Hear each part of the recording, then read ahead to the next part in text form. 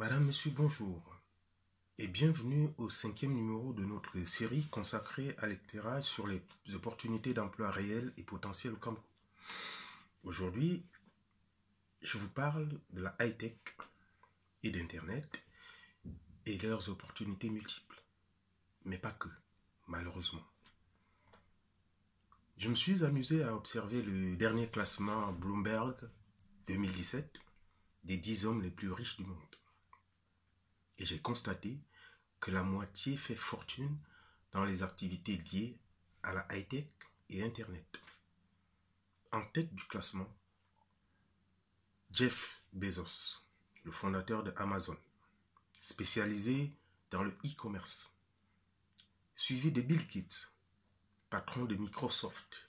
Lui, c'est le développement et la vente des systèmes d'exploitation des logiciels et produits dérivés. Mark Zuckerberg, fondateur de Facebook, justement, est 5e dans ce classement.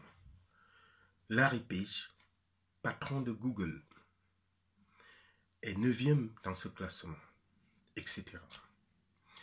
Il y a un homme qui n'est pas encore sur cette liste, mais qui un jour, et je le souhaite de tout mon cœur, en fera partie.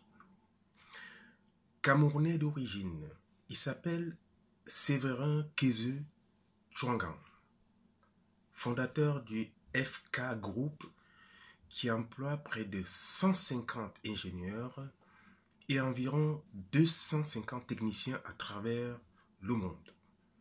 Il a à son actif comme principal fait d'armes l'invention du navigateur de système anti-collision universel en 3D utilisé dans les grues de chantier, dans la marine française et, excusez du peu, au Pentagone.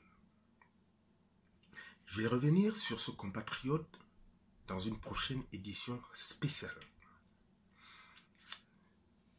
La high-tech et Internet sont donc de formidables outils, suffisamment révolutionnaires en tout cas, qui nous conduisent progressivement vers l'âge cybernétique, celui du tout connecté. Du coup, il nous ouvre un boulevard sur les opportunités d'emploi. Entre les vendeurs de matériel informatique et les entreprises fournissant les services liés à Internet, en passant par tous les métiers du web, ces secteurs explosent partout et génèrent des milliers, voire des millions d'emplois. À l'échelle mondiale, Internet seul est à l'origine de la création de milliers de startups, ayant pour mode opératoire des systèmes de développement et d'exploitation d'applications Android, mettant les utilisateurs en contact avec les fournisseurs de produits et des services qu'ils recherchent. Exemple concret. Nous avions un besoin de communication, d'information et d'échange à peu de frais. Facebook, Messenger, Twitter et toutes les applications qui leur ressemblent l'ont comblé. À l'instar également, entre autres, d'une application comme Uber, qui nous permet de prendre un mode de transport VIP et moins cher. Ou alors, un site comme Le Bon Coin, en France, pour acheter sans se ruiner et faire de bonnes affaires. Il y a comme cela, partout dans le monde, des personnes qui, tous les jours, créent, développent et exploitent des centaines d'applications permettant aux utilisateurs de trouver qui le vol le moins cher, qui les adresses des meilleurs restaurants, qui un type d'hôtel précis, un appartement à son goût, etc. Et tout cela, nous pouvons le faire au Cameroun. D'abord, Parce que le plus souvent, cela demande comme capital de départ peu de choses. L'idée, un ordinateur, une connexion Internet et la mise en œuvre d'une technique pour concrétiser l'idée. Ensuite, le terrain est vierge. Mais il y a davantage. Internet est un espace de liberté, d'expression, où tout individu peut se frayer utilement son chemin. Du coup, on voit apparaître un type nouveau d'entrepreneur du net qui a rendu riches, parfois très riches, leurs promoteurs. Nous avons à côté de nous une pépite dans le genre. Elle s'appelle Linda Ikeji. Elle est nigériane. Sans être sortie de sa chambre, avec son seul ordinateur et sa connexion Internet, elle a créé un blog où elle rédige des articles à sensation et des indiscrétions sur les acteurs d'une série télévisée nigériane, Nollywood, qu'on ne trouve dans aucun autre canal au Nigeria. Près de 450 000 personnes visitent son blog quotidiennement, ce qui forcément a attiré les annonceurs qui s'arrachent les espaces sur son blog. Résultat des courses, cette jeune femme de 36 ans réalise aujourd'hui près de 5 millions de dollars de recettes par an.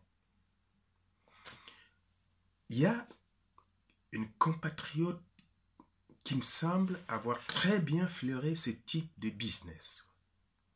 On l'appelle Flore Magina Nkenkam. Elle me pardonnera d'écorcher son nom. J'espère que je ne l'ai pas fait. Certes, sur sa page Facebook, elle n'a pas les 450 000 visiteurs de Linda Ikeji. Et vous conviendrez avec moi que dans le contenu, ce n'est pas non plus dans le même registre. À chacun son truc. Elle a choisi son créneau. On peut aimer ou ne pas aimer, mais il y a une réalité. Cette jeune femme fait le buzz sur la toile et est suivie tous les jours par des centaines, voire des milliers de personnes. À elle maintenant de bien capitaliser cela, si elle ne le fait pas déjà, et à voir les choses un peu plus en grand.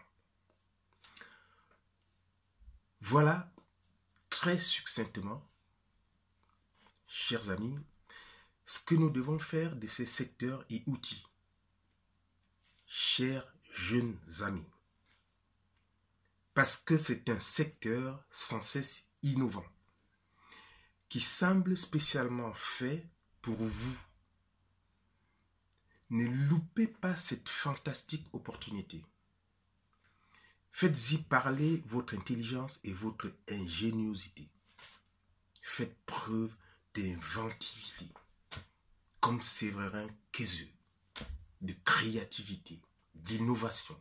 Faites la démonstration dans le bon sens de ce que vous êtes, la génération Android.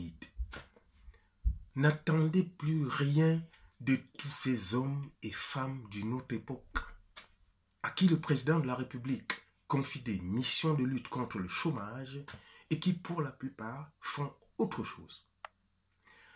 Pour être poli, utilisez Internet à bon escient, avec beaucoup d'intelligence bienfaisante, car cet outil est une arme à double tranchant. Il est comme toute intelligence. Donc, d'aucuns se servent pour fabriquer des vaccins qui peuvent sauver des vies humaines. Et d'autres qui l'utilisent pour fabriquer des kalachnikovs servant à tuer leurs semblables. À l'instar du spectacle désolant et insupportable qu'offre sur la toile quelques esprits perturbés qui s'y engouffrent. À longueur d'écrits, de caricatures, de vidéos, n'importe quel individu sortant de nulle part s'en saisit pour insulter et diffamer ses semblables, y compris le chef de l'État camerounais, qui est même, on va dire, une cible de choix. Chers amis, nous sommes en temps de carême.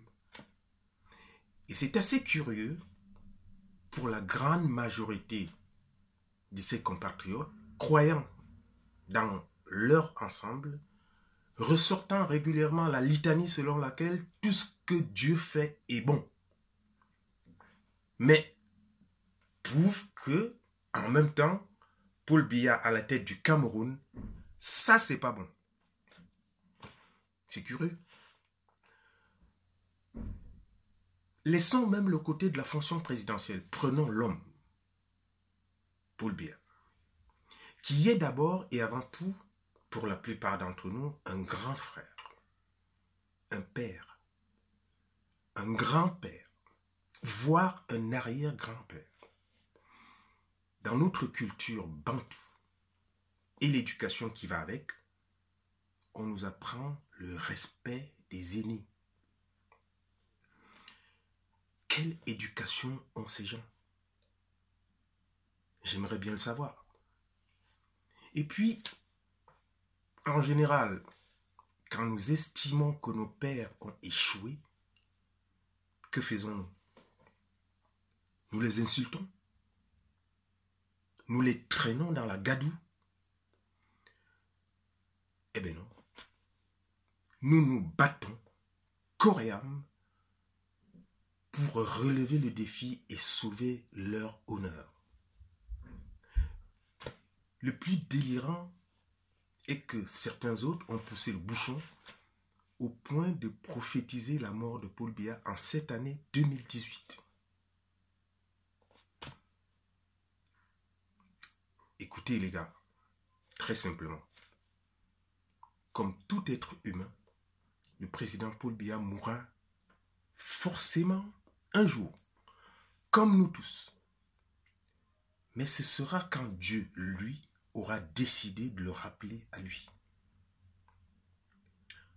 Franchement, au lieu de gaspiller son temps et son énergie à alimenter de sombres désirs que l'on transforme en prophéties du diable, ridicules et à la con, nous ferions mieux, par exemple, d'aider nos compatriotes à trouver ou à retrouver les chemins des emplois dont la pénurie cause tant de malheur et de désolation dans nos pays.